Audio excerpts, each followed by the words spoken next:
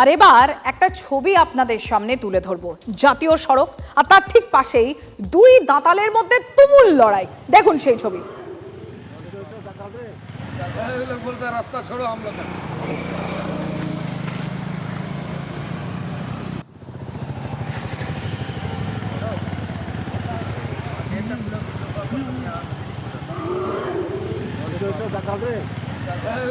রাস্তা छोड़ो हम लोग রনি আমার সহকর্মী রয়েছেন আমাদের সঙ্গে। রনি, যে ছবি এই মুহূর্তে TV9 বাংলার দর্শকরা এক্সক্লুসিভ দেখছেন, একদিকে বিরলও বলা যায়, অপরদিকে বেশ আশঙ্কারও। তার কারণ হচ্ছে সেখানে এই মুহূর্তে যে সমস্ত যাত্রীরা ওই জাতীয় সড়কের পাশ দিয়ে যাচ্ছেন, বেশ কিছুক্ষণের জন্য এই ঘটনায় তো যান চলাচল স্তব্ধ হয়ে গেছিল। এখন কি পরিস্থিতি স্বাভাবিক হয়েছে? বনকর্মীরা এসছেন সেখানে?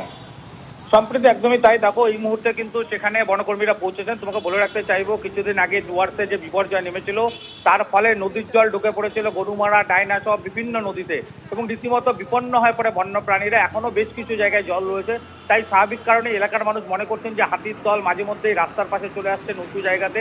ঠিক তেমনি বানারহাট থেকে নাগরাকাটাগামী যে জাতীয় সড়ক, একদম ডায়না সেতু সংলগ্ন এলাকা, সেখানে প্রায় 25টি হাতির একটা দল শাবক নিয়ে সেখানে চলে আসে, এবং সেখানে দুই দাঁতাল হাতির মধ্যে তুমুল লড়াই শুরু হয়, এবং তাদের লড়াই এবং তাদের চিৎকারে এলাকার মানুষজন জড়ো হয়ে যায়। সেখান দিয়ে যে সমস্ত পর্যটক বা সাধারণ মানুষ যাচ্ছিল, তারা দাঁড়িয়ে সেই ছবি ক্যামেরা বন্দি এবং মোবাইল বন্দি করতে শুরু করেন।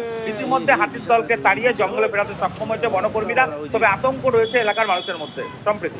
ধন্যবাদ রনি।